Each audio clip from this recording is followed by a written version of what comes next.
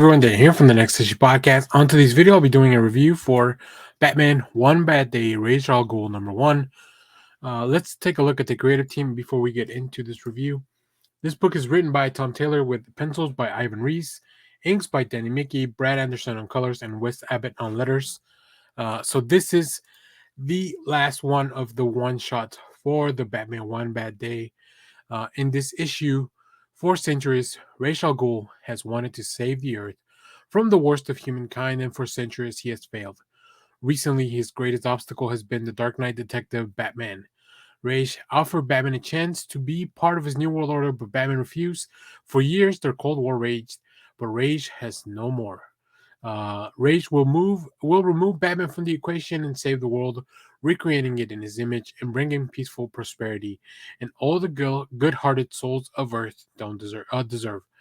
Yeah, this was such a fun issue. I've overall I really enjoyed all of these one shots. I know DC's doing a really cool collection thing where you can get all of them in a hardcover format, and then you have a slipcase for all of them. Really cool stuff. Check with your comic shop so you can pre-order that.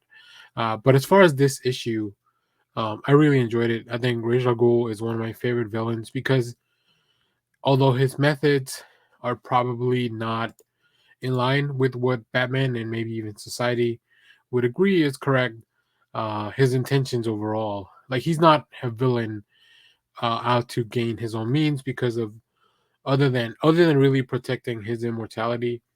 Uh, Ra's al Ghul just wants to kind of save the Earth from people, but sometimes his methods are definitely a little sus. Uh, and I think Tom Taylor fully grasped that concept, and that's kind of what he's digging in on this. Like, right, the Ra's al Ghul has a plan to finally, after all these centuries of being alive, really just bring the Earth to what it should be to be protected. But Batman does not agree with his methods, and that's kind of where the conflict lies.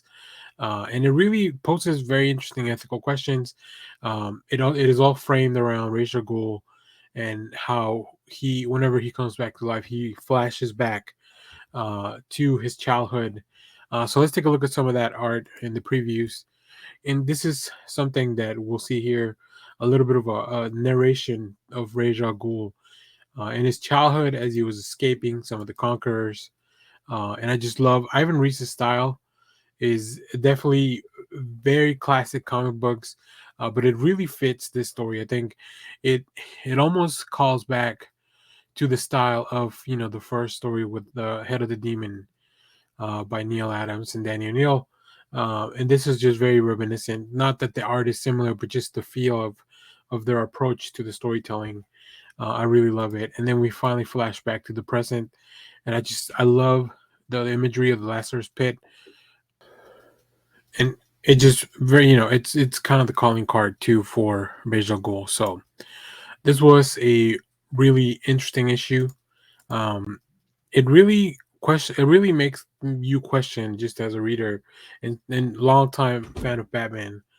It just makes me question, like, is Batman taking the right approach to doing a lot of this, or is this stuff that he's doing? And obviously, I think in the end, the answer is very obvious. But I'm sure there's people out there that would be wearing like shirts that say Ra's al Ghul was right, and I can definitely you can definitely make an argument for that.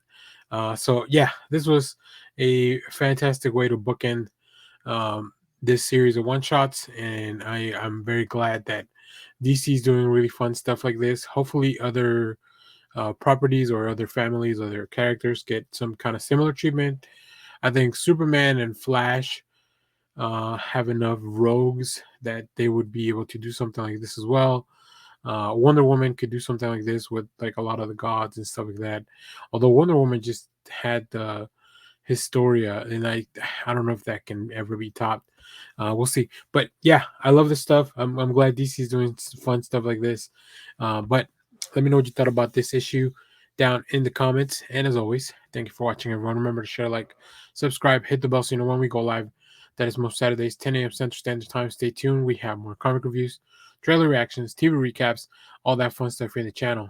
Thanks for watching, everyone. Bye.